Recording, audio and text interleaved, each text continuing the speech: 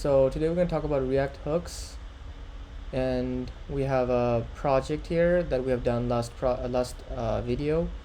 The link should be in the description for this project, and we're going to start from here. Let's see. So first we have done a basic sign-in page, and once you write down the username and password, it'll kind of go to the dashboard. All right. So right now, firstly, let's talk about hooks. So here in our sign-in page, so we have few hooks in React. So number one, first hook in React we're going to talk about is useState. All right. Second one is useEffect. So there's two hooks that you'll be using all the time in your application. So the useState we have used here to store the state of your application. And by the way, whenever you see use before, this is a convention of writing a hook. So whenever you see here, it's a useState. This is a hook, and these are called React hooks. I'm gonna write here. These are hooks. All right, great. So right now I have useState here. So whenever useState takes two, it's an array. When you write constant array, and then you do password and set password, and then you're writing React dot useState, because these are coming from React namespace, and you write here you give here the current, or the you give it the current state by default. What will be here? So by default I wrote here an empty string, and I wrote here I have password and set password. Set is always this is a convention of writing set password. So that's what we have here. As you see, the username is the current state, and we are using the username in our application here. We are using the username and the password. So we are setting the username like this. So this is how you use the set, and you're getting the text, and we're storing it here. Simple. All right. Now we're going to talk about useEffect. These are called a life cycle. React life cycle.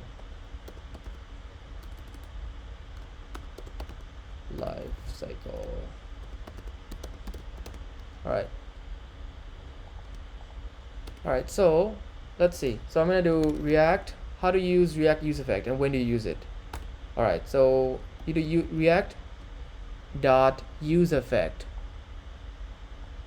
So whenever you React dot useEffect, that's how you can access the useEffect, and you can hover and see what it takes. So it takes a function, and if you do like this and you don't alert here, I'm going to show you the difference. So there's few functionalities of useEffect. There's few things you can do with useEffect. So if I write a console log, for example, console log hello, and if I write console log hello, what's going to happen is when you see right away I see hello. Like this happens right away when my application is loaded. So whenever you use useEffect, it's gonna run before the render, before it's returning. So if you write useEffect like this, if you write useEffect like this, then it's gonna run before it's so it's gonna run before it's actually coming. The code is coming here before it comes here. This is gonna work. So that is a bad idea in most use cases, because it might make your app really slow, because you wanna write something, maybe you're fetching a data from the database, and it might take some time, might be asynchronous, and you have to display the data in your return. Maybe you want to display the data somewhere in your dashboard, and it's taking time because the user is gonna see a blank page because it's taking a lot of time to render, right? But we don't want that. What we want is we want to render the asynchronous operation after the screen, our entire screen is rendered. So we want the entire screen to be rendered first, and then display the message or display like any data from the database. So that's what we're gonna do. So today I'm gonna show you how to connect with the database, how to make an API request as well. So I'm gonna write that here. I'm gonna show you API, how to make an API call. All right, so let's see. So we have hello, and if I write an alert here, and I want that alert to be after my, so sorry, if you want anything that to be rendered after the screen is rendered, then you have to write an array here, like an array like this. You see what I did here? You see my screen here, sorry. So it's gonna be an array here.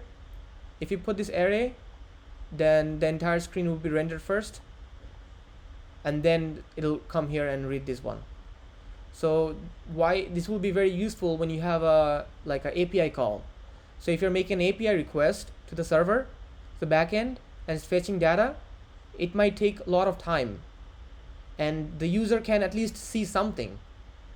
They don't want to see a blank page. So that's why we need to have this kind of thing. But if you don't want to, if you want, and also another thing, if you have an array, it will only render once after the screen is loaded. But if you don't have this, so if you refresh every time, you're gonna see this. You see that? If I refresh my screen all the time, you see this. You're gonna see the message, right? If I have this, if I refresh once, you only see once. This one. You're not gonna see like all the time, because this is gonna be rendered only once the screen is loaded. But if you don't have that, it'll render all the time. Even if maybe a button click, maybe any state changes, maybe you want to update the state, right? Then this will render again and again all the time. This will cause, it'll be very, very slow. So I'm gonna say it again. So if you don't have this one here, if I don't have this one here, and if I write something here, hello, I'm here now, and if I save, and now what I want to do is I want to write something here, right? I'm going to write something here. I'm changing the state. Every time I change a state, you see what's happening here? This is very bad. It's rendering. So this is rendering again and again all the time. So if I write here something now, okay, I'm going to remove this. I'm here only once. Okay, I'm gonna save this. Alright, so I'm gonna save this, and I have that. Alright, so right now I have loaded once, so that's why you can see once. But if I write again more stuff here, doesn't matter. Okay, you see this one again. Oh, because I didn't put the array here. Sorry, my bad. I'm gonna enter again. I'm gonna change this one. I'm here only once. Add one. Okay, all right. So I refresh twice, that's why you have twice. But I'm gonna write something now, and you see what happened? I'm writing stuff here. It is not running this one anymore. It only ran once. But if I don't have this one, if I refresh, and if I write something now, do you see what happened? That's the difference. So I hope you understand React hooks now. It's clear. Alright, so I will be removing this from here. I'm gonna comment this out. I'm gonna go to my dashboard. I'm gonna work on my dashboard now. So I'm gonna go to my next screen. And where I have my password. Alright. What's the username? Okay, my bad. It's double R. Alright, so I'm in the dashboard now. So what I'm gonna do, I'm gonna fetch some data from the database. And I think the best way, I'm gonna go here and write JSON placeholder. So I'm gonna go to JSON placeholder. This is the best place to test an API. So we're gonna get fake REST API in this website, jasonplaceholder.com. And here, I'm gonna come here and I'm gonna get some get API. I'm gonna get some post. I'm gonna get post, and I have this API to get post. Or users. I'm gonna get some users. Do I have users here? Okay. Okay, it's fine. So I'm gonna get some post. This is the API, right? And right, so I'm gonna put it here. Alright, so I'm gonna make an API call. How to make an API call? First, what do we want to do? We want to have a state to store our value. So we want to store all this value in a state. So we're gonna do const posts. So we're gonna make a use. We're gonna make a use state. So we're gonna do posts set posts, and I'm gonna write react.useState. useState. The initial would be, and I see that array. It's an array, right? So I'm gonna do initial will be an empty array. All right. So now what I want to do, I want to store all this value here from this API in my state. So I want this one to be rendered after I render my return. Like I'm gonna render my screen, everything I have, and then I want that to API to be called. So how do I do this? I'm gonna do react.useState, useEffect, and then I'm gonna write here an array, common array. So this is the convention that I showed you earlier, to render only once. And I'm gonna use a library called XOS, and I'm gonna do and install a library. So this is npm install axios install. So I'm gonna use XOS to make a request. All right, so I'm gonna import XOS from XOS. All right, so I have that imported. So now I'm gonna use XOS.get. So I'm getting making a get request. So I want to get all the data from the database, from this database. So I'm gonna make the get request. So the API will be this one, and I'm gonna put the API here. And then what I wanna do, I wanna get. All right. So I'm gonna use get, and it's a format. So this is a promise. All right, so here I want to show you something. So this is a promise. As you see, what is a promise? Promise is like this one. It can have a then and a catch. Simple. So it's a promise here, as you see. So it can take a then and a catch, which means if it is successful, it's gonna be dot then, and means if the code is successful, if you are able to fetch the data, that code's gonna go here. If there was an error, it's gonna be in the catch. Simple. All right, so I'm not gonna use then and catch. I'm gonna use new ES6 feature, which is await. So I'm gonna write here as sync. So because I'm gonna make it a synchronous function, it's gonna be even better if I do this way. So I'll write await. So I'm gonna write const fetch posts is equals to await. Simple. So if I do that, then this will come, my code will come here and it will fetch all the data from the database. That's what I want. And then I have all the data stored here. Simple. And then I want that data to be stored in my set. What do? I do set posts, and I do fetch posts dot that's it. So what I can do is set post and posts. So I can be like post dot data. Okay, so it returns a data dot data. So this API returns the data, and we can also verify that by console log. So what we can do is we can do a console log, and I can do fetch post. So whenever I do that, I will see an object. If you see that, and might be, what is the error here? Let's see.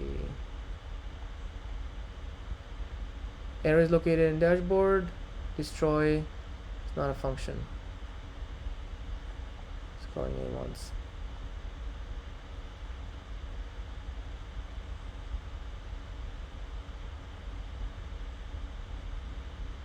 Okay, so it says it's returning something.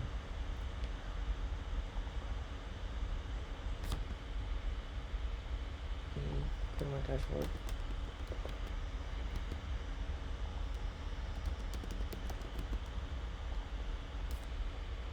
Okay, so I have a problem in this function. It's giving me an error. Alright, so I don't think I can use async here in this function, this useEffect. So what I'm gonna do here, I'm gonna use the normal promise way, which is then. I'm gonna use then. Then I'm gonna use the then gives you the response. The response is the data that's been fetched, and after response, and then here I'm gonna write this code. It's gonna go here. All right. So this code is here. So I have response will be here, and this one will be here. So basically the same thing. So the response is the data that's been returned successfully, which is all the data from here, and this will be shown in the console log, and from here I have the data. All right, so I can give a question mark here, and what I can do is I'm gonna have a then, just in case if there is error. I'm gonna catch error, and I'm gonna do log the error. Simple. Great. So I have that, and I shouldn't have any bug anymore. Okay, so I'm gonna close the server, I think.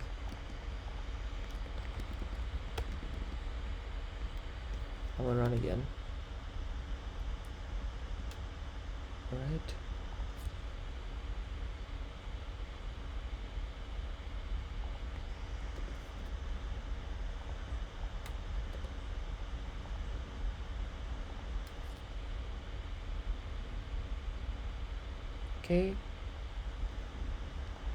Okay, so we want to change, actually another thing we're going to do, we want to change the default screen to be a dashboard, because we don't want to go all the time go back from sign in to the dashboard.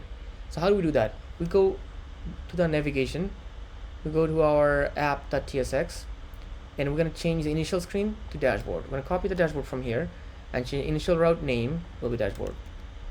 Done. Simple. So now it'll be a dashboard.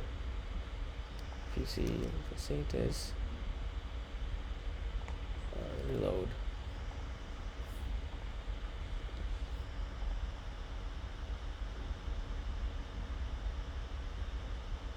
Alright, so I have dashboard from now. Alright, so I have the dashboard here, and I don't have the bug anymore. Do you see that? So I think that was some kind of bug that happened while I was installing. Anyways, so I have all the code, so I have exactly the same thing that I have in my users. Sorry, here all the data that I have in my console. So I wanted to show you that I have a data. So here you see that I have a config data, I have config and then data, right? So this object is returning a data. See, the data is an array, so this is what we want, data. That's why I have config response.data, because I want this array. As I said, I want this array. This array is in data, but these other things are coming from the server. We don't have to worry about that. All right, so right now, as we got the proof that we are getting the data right now from the database, and I want to have the data displayed in my screen. So what I want to do is I want to display it in I'm gonna write a view. Okay, so now I want to have text. I want to do a text, and in my text I'm gonna do posts. I'm gonna get all the posts. But will this work? It cannot work because I have an array, so it'll give me an error if I do that. It gives me an error because I cannot use an array like this. What I can do is I have to map it. So how do I map it? I'm going to show you here. So I'll remove this one from now, the text. So I put the post in my view, and I cannot put all my array in the text because it will not run. It'll need to be in a loop. So I can do a map. So I can do posts.map. So it's an array, right? Map, posts a map. So I'm mapping all the posts and taking each and every post. So each post will have an arrow function, goes to return, and it will be text here. Text here. All right. So I have the text here, and it will be the post. And post dot, what do I get here? Post dot title and body. That's the title, right? And it's giving me an error because it says never. So what I'm gonna do, if you get this error, you can write any. All right. So I have that done. If I save this, it should work. And it's giving you an error. See, it's working. Do you see that? But there's one problem. I cannot scroll, right? So I want to go through this one again. So I have post.map. I am mapping each and every data that I have here in the list, and I'm taking each and every post, and then this one will return. Well, this is the return. So this is an array. The function, this function will return. So I have a bracket like this, round bracket, which means it will return the text. So I put a text in here, and I have post.title. Says I'm already inside one of them here, so I can grab the title from here. That's what I did. I grabbed the title. So now that's why I have all the title, as you see, coming from the UI, from the database. All right. So now what I want, there's one problem here. As you see, I cannot make it a scroll. I cannot scroll. It's so bad. All right. So no problem. We can come here and we use a scroll view. So I can do a scroll view. All right. So if I do a scroll view, so we have view, that's a normal view, and then I can do a scroll view. So as we said last session, we have done the auto import. So I can do auto import and scroll view, and then I import the scroll view from gesture handle. I can do it from React Native. Same thing, but I don't want this guy. Okay, save, and then I have scroll view. So right now, if I refresh my page, and also another thing, I'm reloading my page by using Control M. All right. So here I have this. You are getting this error because I put the scroll view inside the map, each element. So here is a scroll, here is a scroll. So that's why it's not scrolling, because the entire thing cannot be scrollable. Always scroll view should be outside that array,